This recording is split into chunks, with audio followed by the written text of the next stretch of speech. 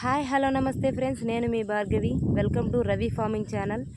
Friends, ఒక రైతు పండించే పంట రైతుకు ఎంత మాత్రం దక్కుతుందో తెలియదు, కానీ ఈ భూమి మీద ఉన్నటువంటి సకల చరాచర జీవరాశుల్లో అన్నిటికీ ఆహారంగా లభిస్తుంది. ఫ్రెండ్స్, ఉదాహరణకి మేము వేసిన సొద్దనే తీసుకోండి. ఈ సొద్ద గింజలు చిన్న చీమ దగ్గర నుంచి పిచ్చుకలు, రామచిలుకలు, గ్రద్దలు, కాకులు, అనేక రకాల పక్షులు వచ్చి ఈ సొద్ద గింజలను ఆహారంగా తీసుకుంటున్నాయి.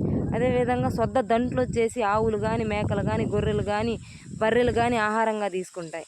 అదేవిధంగా ఇవి సరిపోదన్నట్టు అడవిలోంచి పందులు కూడా వచ్చి ఆహారంగా తీసుకుంటున్నాయి.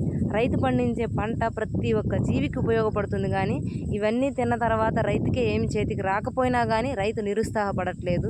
ఎందుకంటే ఈ పంట కాకపోతే ఇంకొక పంట వేసుకుందాం, సరే ఈ పంట మనకు నష్టం వచ్చింది, ఇంకొక పంట వేయకుండా ఆగిపోవాలి, ఎందుకు మనం వేసినా కానీ ఇట్లానే జరుగుతుందని మాత్రం నిరుత్సాహపడ్డు.